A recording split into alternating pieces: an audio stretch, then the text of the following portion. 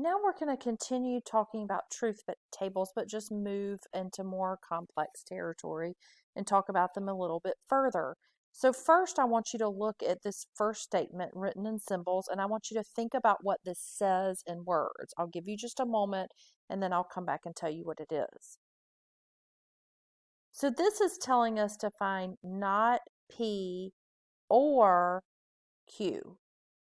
And we're going to try to find the truth value of that entire statement. But we've got to break it down into smaller parts.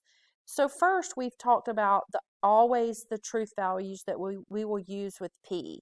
And the truth values we will use with P are going to be true, true, false, false. And then we know the values we will use with Q are always going to be true, false, true, false. Now you'll notice that I put a not P in the middle here. And that was because I wanted the not P and the Q to be right next to each other. And if we have P to be true, true, false, false, then not P is going to be false, false, true, true. So now when I get my ultimate truth value for this statement that I have together, I'm really relying on these two columns that I'm highlighting in yellow. And because I have a disjunction, which is or, I'm really just looking for at least one truth value for the overall disjunction to be true. So here, a false or a true would be true. Now, a false or a false is going to be false. A true or a true is also going to be true, and a true or a false is going to be true. Okay, so let's keep going and taking a look. Here we have, again, I want you to take a moment and see what this says in words, and then you can come back to take a look. Yes, so this is going to be P and not Q. So let's write this. We know P is going to be true, true, false, false. And we also know that Q is going to be true, false, true, false.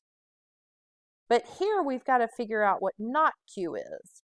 So not Q is, we're just going to take the negation of what we had on our Q column. So not Q is going to be false, true, false, true. Now in this time, again, I've got an and statement, and I'm going to be looking at my P column and my not Q column. So we're looking for the truth value of P and not Q. So P and not Q for the first one. Remember, when you're talking about a conjunction or an and statement, both parts have to be true for the overall conjunction to be true. So that's not the case in this first one, so that's got to be false. Now, if we look at the next one, we have a true and a true, which means our conjunction is going to be true. If we have a false and a false, our conjunction is going to be false. And then if you have a false and a true, our conjunction is still going to be false. So now let's move on and take a look at some truth tables dealing with conditional statements. So remember, conditional statements are just if-then statements. And when we are thinking about their truth value, we're going to go through an example. And this example is that Mom promises, if I catch the early train home, then I will take you swimming. So this is her promise to you. And so we need to think about if this is going to be true or false. Now, we can assume that this hypothesis that you catch the train home early is P, and then I'll take you swimming is going to be Q. So again, if we use the same type setup that we have before with P and Q, our P's are going to be true. I'll make that better in the box. So our P's are going to be true, true, false, false.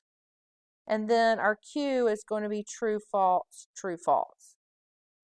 Okay, so let's talk about this. If I catch the train home early, so Mom catches the train home early is true, and she takes you swimming. So that makes the conditional statement true.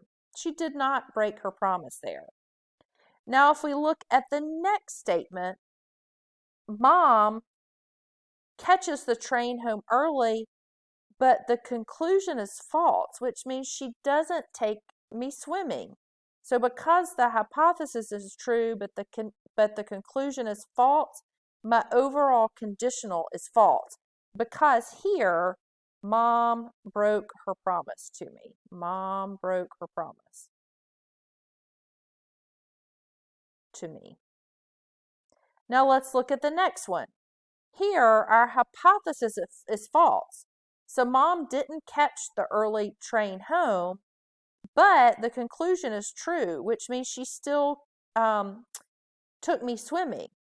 So mom didn't break her promise to me because she never caught the early train home. So because she didn't break her promise to me, the overall conditional is still true. And then lastly, let's look at the last example. If the hypothesis is false, so if mom does not catch the early train home and she still doesn't take me swimming because the conclusion was false, mom still has not broken her promise, because in both of these situations she didn't catch the early train home. So because she still has not broken her promise, both of these conditionals are going to be true. So I'm just saying in these last two, mom did not break her promise, so that is why the overall conditionals are true. Now in this second one, mom broke her promise, and so that's why that conditional is false. Now I want you to recognize here the only time that a conditional is false. So a conditional is false only when the hypothesis is true and the conclusion is false. You notice that in all other situations, our conditional is going to be true.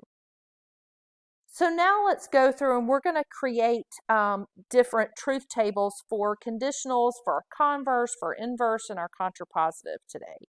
So here, let's take a look if we talk about the converse. And remember, the converse, we are flip-flopping our hypothesis and conclusion. So if our conditional is if P, then Q, our converse is going to be if Q, then P. So again, we're going to be using the same truth values for P and Q. So our truth values for P are going to be true, true, false, false. And then our truth values for Q are going to be true, false, true, false. And I know I have some extra columns here. I don't really have to use them, but they're here in case you want to or need to. So now I'm going to be doing the conditional Q to P. Now you notice I may have to go backwards here, go from right to left. So I may actually just move my P column out here. So if I move that out here, my P column is just true, true, false, false. I'm just simply copying it over there. And now I want to highlight looking at these two columns that are right next to each other, and I'm used to going from left to right. So I'm going to look at my truth value going from Q to P. If Q, then P.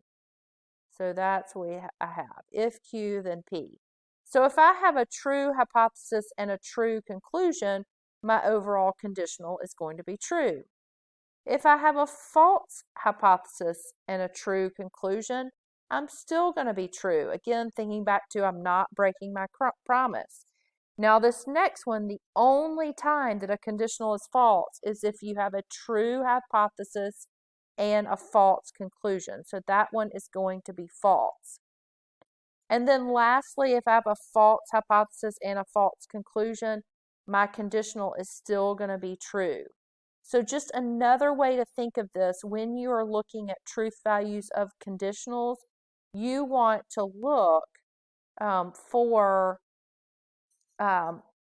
a hypothesis that is true and a conditional which is false, because that's the only time a conditional is false.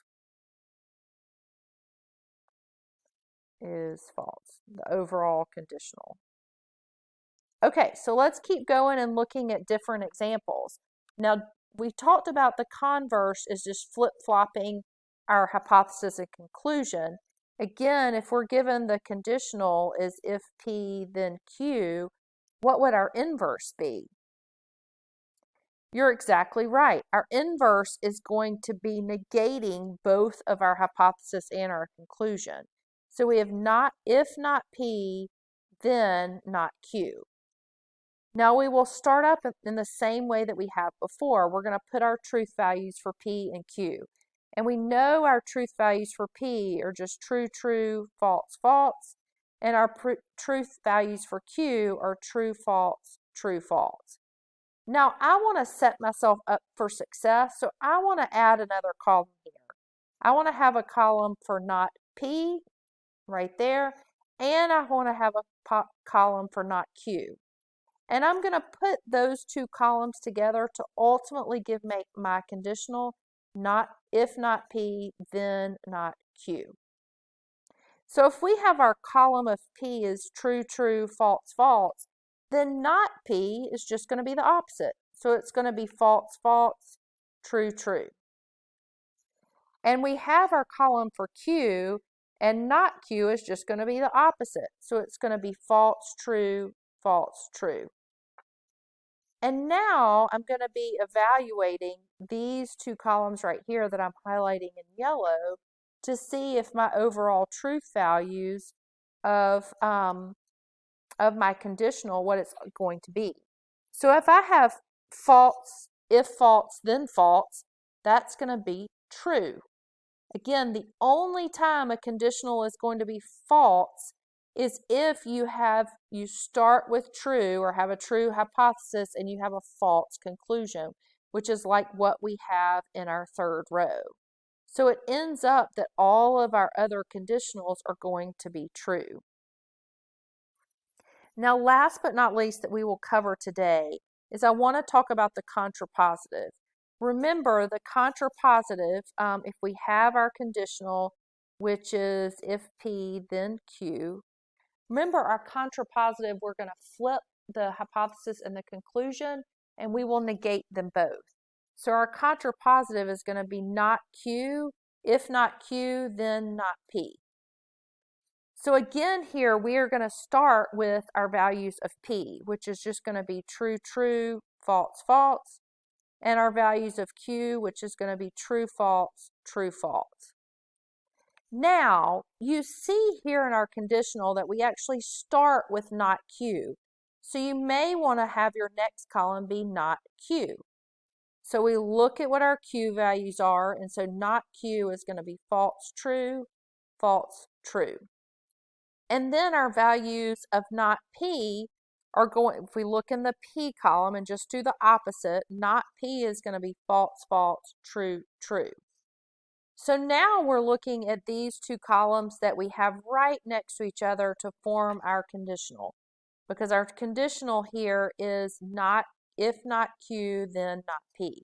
So we're ultimately trying to do if not Q, then not P. And again, when we're talking about a conditional, the only conditional that is false is which one? Yes, it's the one where you start with a true hypothesis and have a false conclusion. So this one right here in the second row is the only conditional that's going to be false. Our other conditionals are going to end up being true. So I want you to notice what our ending truth values are for the contrapositive. You see that we look at all the columns, we have true, false, true, true.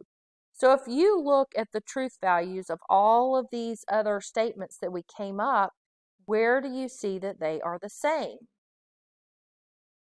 You see that the contrapositive truth values are the exact same as the conditional.